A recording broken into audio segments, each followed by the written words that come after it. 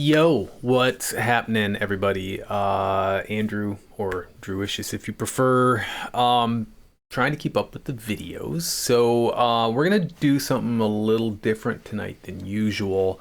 We're not gonna look at charts. We're not even gonna look at a single bar tonight. We're gonna talk through something that I've actually been putting some focus on in my time away from trading. I've been dealing with some family stuff the last couple of months, and that has given me a little chance to absorb some information. And I thought today we would maybe talk a little bit about trading psychology.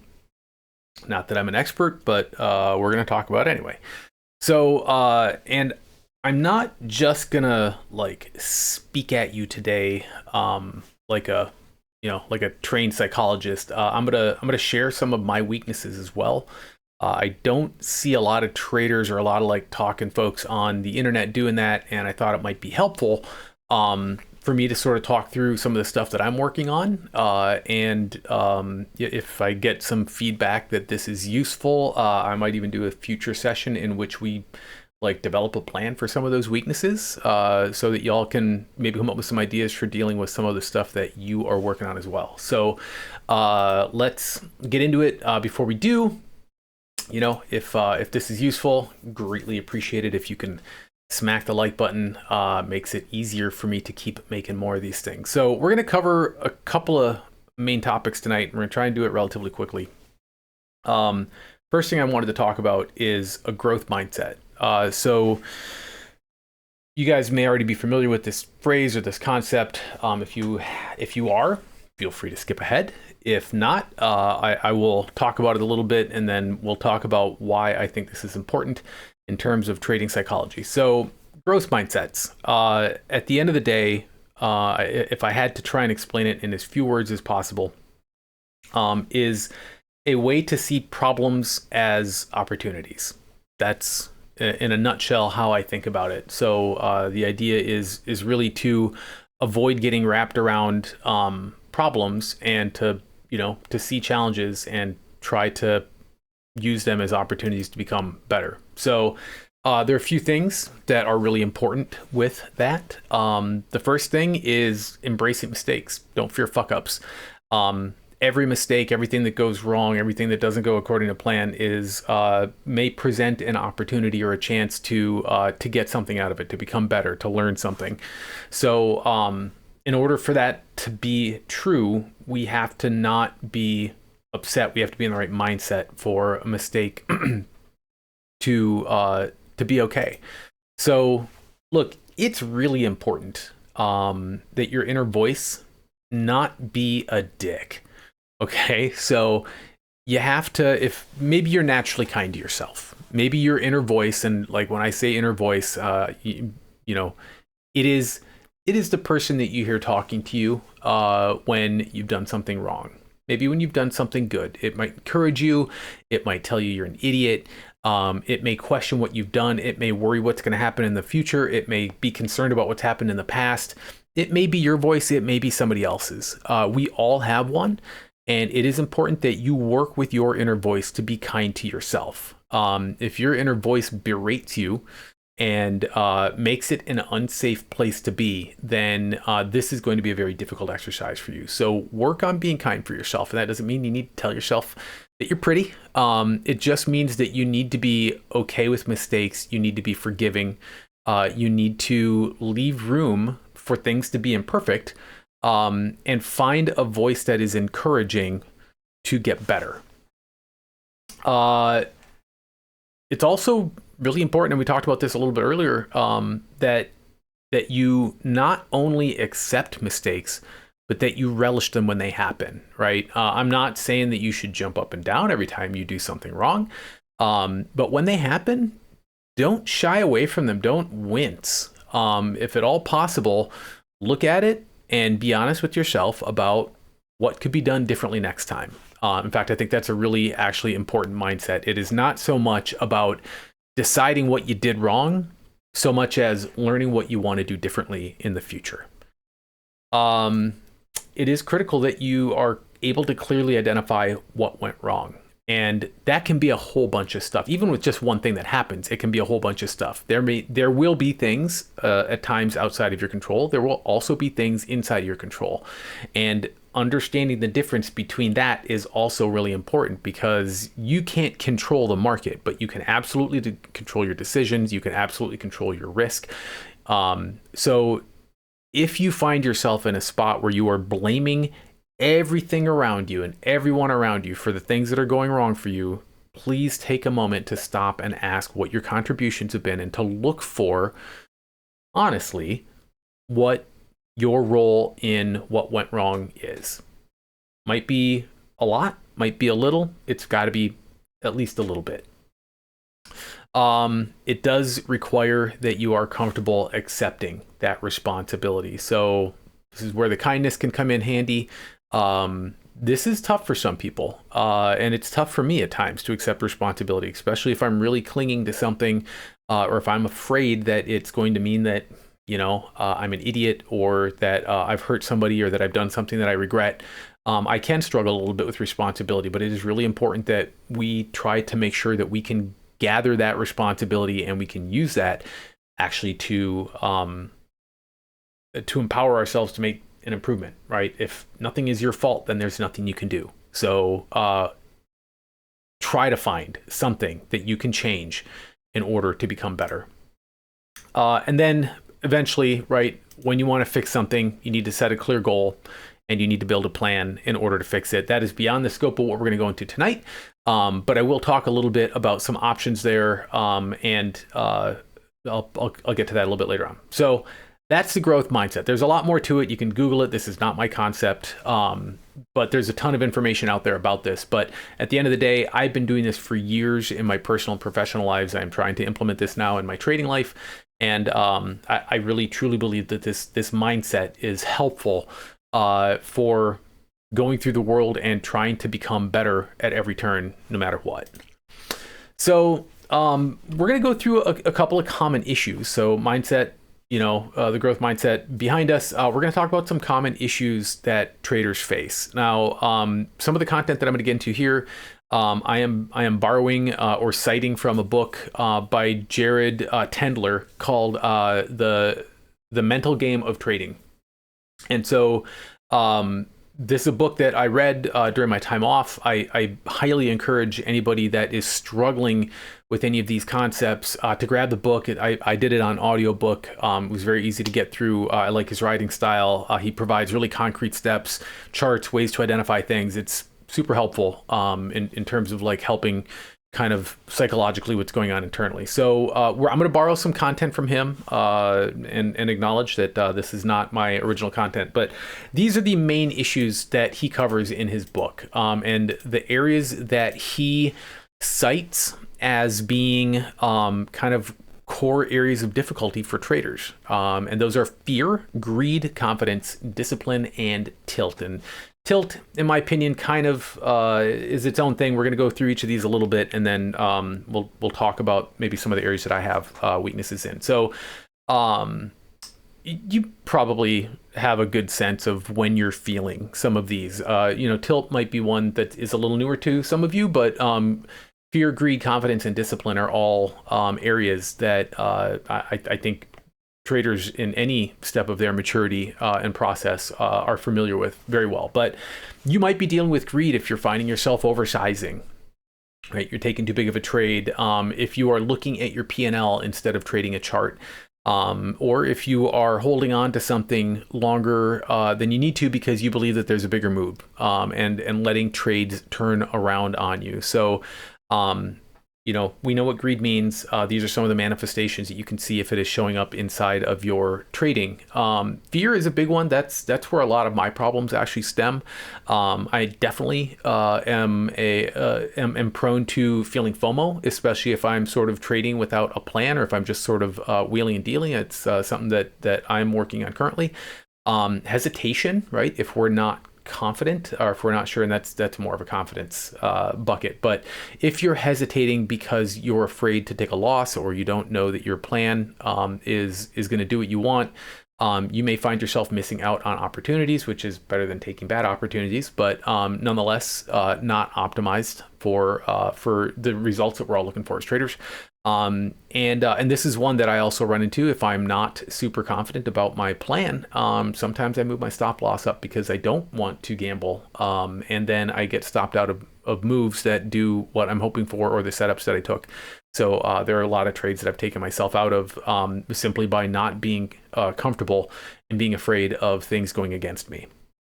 So confidence is an interesting one because it's a two-edged sword. You can be overconfident or underconfident. You have to sort of have the right level of confidence, which is way easier said than done, obviously. But there are all sorts of behaviors that go along with this. Overconfidence, you may be getting stuck to ideas. You may be more concerned with being right than with making money.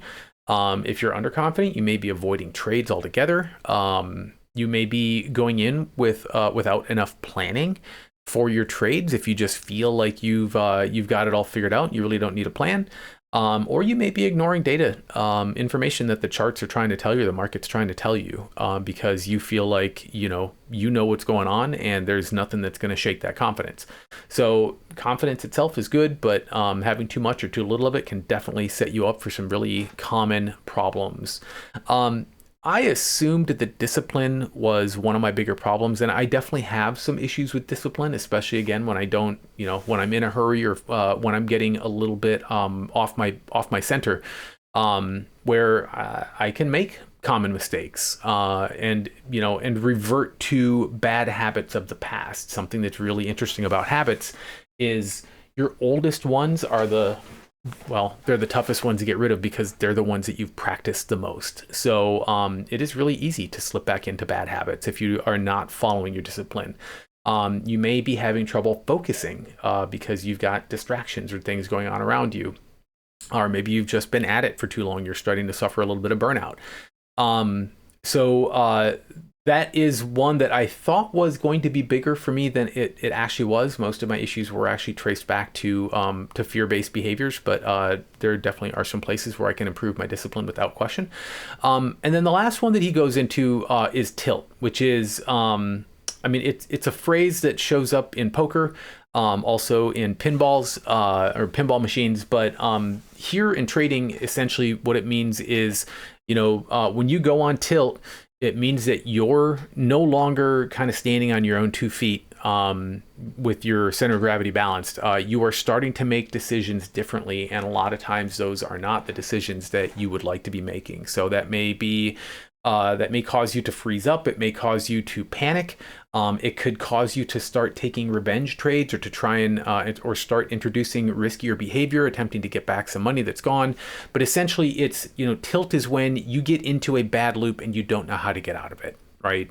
So it's one thing to take a bad trade, realize that you're getting emotional and walk away. It's another thing to take a bad trade, get emotional, and then stay stuck. And to continue trading. And I have definitely blown up some accounts that way by just trying to fix it, by getting hooked and by getting stuck in a bad place. So it is important to recognize it and be able to break out of it. So in the book, The Mental Game of Trading, Jared does talk specifically about each one of these areas and helps identify whether some of these characteristics may be applying to you, and then helps actually put together a plan for starting to fix some of those behaviors. So he goes into that in a lot more depth. We're not going to do it here, as I mentioned earlier. If it's helpful and you all want it, you leave some comments or, talk to me on the side. If it would be helpful to go through one or two of my problems and lay out a plan based kind of on what the book suggests, I'd be happy to do that. But we're not going to do it here tonight or today, whenever you're watching this thing. So not that it's all about me, but I thought it would be helpful for me to be a little vulnerable here. I think a lot of traders, want to position that they're already amazing and that they never make mistakes.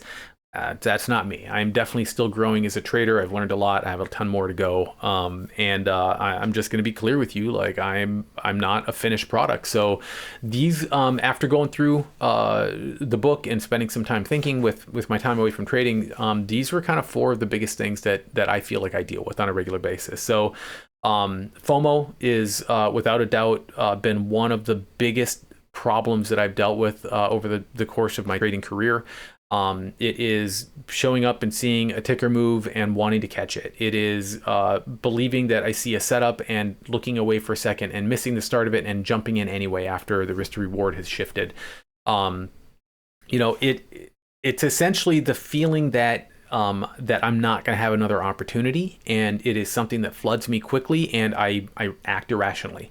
And frankly, it leads to one of my other problems, haste, which is sometimes having incomplete analysis or trade plans before I jump into something, right? It's just looking at it and having an emotional response or believing that I've got an understanding of what it is and then jumping without stopping to perform full due diligence on that trade. So those two can absolutely overlap and trigger one another. If I'm not super confident in my plan, or if I feel like, the market is starting to suggest some new information to me during a drawdown, I can start to doubt my plan, which is a sign that I have not fully accepted the risk of the trade that I put on, or that I perhaps didn't have a plan, right? If I jumped, if I was experiencing FOMO, or I got in a little hastily, I may not have clearly identified when I would get out of a trade before it, if it starts going against me. So if I see a drawdown when I don't have a plan, I may get uncomfortable, and that's not a good sign, and it can cause me to get out of a trade when I don't need to, or when it's not actually an appropriate time.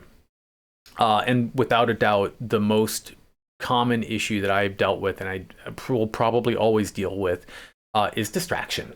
I am not a professional, but I am highly confident that I have a raging case of undiagnosed ADHD, and that I have been dealing with that the majority of my life. I've gotten much better at managing it in my professional life, but it still shows up. And there are times when I have hyperfocus and I can't, when I start pushing other information out and I'm just like, I'm zeroed in on the thing that I'm doing. But that is not the case for me when I am like in the middle of the workday, or I am dealing with, family issues, where I'm attempting to do multiple things at once. Multitasking is not a thing. Look it up.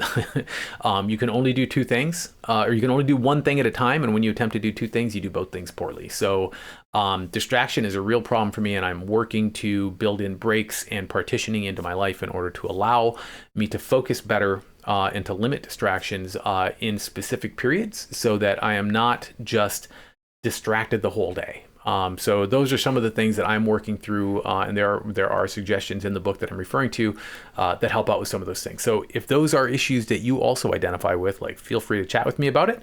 Otherwise, like I said, we could pull one of these apart and talk about specifically what's going on, talk about how to build a plan, and then we can discuss over the course of time how that goes. So those are some of the things that I'm working on, and I'm going to go into another concept that Jared goes into his book. I don't believe that it's like his concept that he came up with. I believe he cited this from somewhere else, but it is a concept he liked. It's a concept that I like, so we're going to talk about it a little bit. But essentially, he introduces what he calls the inchworm concept. And the idea with the inchworm concept is to if you've ever seen like an inchworm, right? It picks up its middle, brings its rear to the front, and then moves the front forward. And the idea here with the inchworm concept is that we divide our skills into three sections: the A game, the B game, and the C game. And the idea with the inchworm is to work on bringing things out of your C game, right? The parts of your trading that are the worst, and to take, to prioritize them and work on getting them out of your worst category and maybe getting them into your middle category. So I'll talk about that a little bit more here as we go into it. So, but the overall idea with inchworm is not to try and become, amazing at everything. It's simply to manage your weaknesses, so that they're not as big a liability as they may be for you today.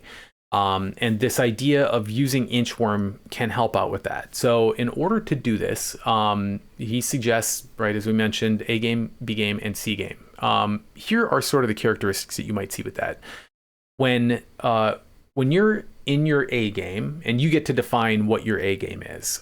For me, I am focused. I may feel like I'm in the zone. I'm seeing things clearly. I'm feeling very confident. Things, the results that I am getting are the results that I want.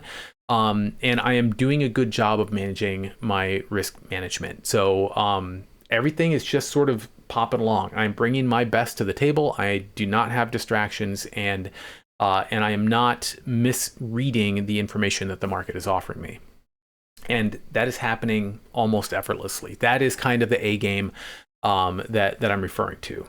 The B game are the skills that you're working on developing. And the difference between A game and B game is that B game takes energy. B game takes intentionality. These are skills that you're working on currently, and you need to be ready for them. They require a little bit of effort. They may move a little bit slower, and they don't just happen like muscle memory. And that's okay. But for me, when I am fully resourced and able to focus, I may be alert. I may be thinking about what is going on around me. I'm probably doing a good job of following rules, and I'm being patient and letting the trades come to me. So that's what my B game looks like, and those things don't happen naturally, but I can make them happen if I focus on my mental state. And then there's the C game, right? And that's basically everything else. Those are your natural tendencies that are not helping you out. It can be becoming overly emotional. It can become behaving erratically or inconsistently with previous behavior. You may become aggressive, right? Like overtrading and revenge trading. And I added the word needy in here, not like emotionally needy of your significant other, but if you find yourself, or when I find myself, needing something. I need this ticker to go a different direction. I need this thing in order to go. I need to hit this number. When the word need shows up in my inner voice, I know that I am not in a good place. I have not accepted my risk. I have not developed a good plan, because when those things happen, I'm very comfortable. Get drawdown, no big deal. If it's still inside of the plan, don't worry about it. When I need the market to do something for me, it is the least likely time the market will give me what I need. And it's a good sign that I am operating out of my C game. So here's kind of the idea with the inchworm. When you look at the characteristics of your C game, right, the worst of your worst, the stuff that hurts you the most frequently, prioritize them and work on the worst one first. And the goal is not to fix it. The goal is not, it's not to fix it all at once. It's not to make it your strongest skill. We are not attempting to level out all of your skills. We're simply trying to get that to be less of a liability. And the way that we do that is by looking at it, understanding when it happens, being able to identify when it's occurring, and then laying out a plan for what to do, right? Is that a shift in a mindset? Is it a change in a process? Is it, putting sticky notes on your monitor? Like whatever that's going to be, it can be a lot of different things. But it's working on getting that out of your C game and into your B game. Now, as I said before about habits, the more that you do stuff, the more ingrained it becomes. And it's absolutely possible, like any sport, or, playing music or learning a skill or anything else that you've done in your life since you were a baby, everything that you've practiced more, you've gotten better at. And have you gotten great at everything? No. But have you gotten better? Yes. Are there things that you do at this point that used to take a lot of mental energy that you don't even think about before? I'm teaching my oldest kid to drive right now, and I started talking. I'm like, I don't even think when I flip on a blinker anymore. But when I first started driving, like I had to stop and think about, how do I get the blinker to do what I want? Now I don't even know that it's happening. It is just it's a background process that my body takes care of for me, and I don't even have to think about it. And that's what happens when you practice stuff. And when you practice things in your B game, there's a chance that it will become part of your A game as well. So in using this inchworm concept, you can take your worst, make it better, and in that process, you improve all of the things up there. So that inchworm can continue to bring up its worst and extend forward its best. It's a pretty cool concept, and I am actively trying to implement that and work on my weaknesses. That's why I thought we'd do this video together. So those are, I think, that is the last slide I have for you all tonight. So yeah, I hope this gave you maybe some ideas on areas that you can work on in your trading. If you have some stories or things that you would like to share, by all means, share them in the comments below. Catch me in one of the Discords. I'm happy to chat about this stuff. And as I mentioned, I'm definitely willing to do another video on some of these concepts. If it is helpful for you guys, leave a comment below. That's all I got. I hope you guys have a good rest of whatever time it is there, and I will catch you in the next video. Cheers, y'all.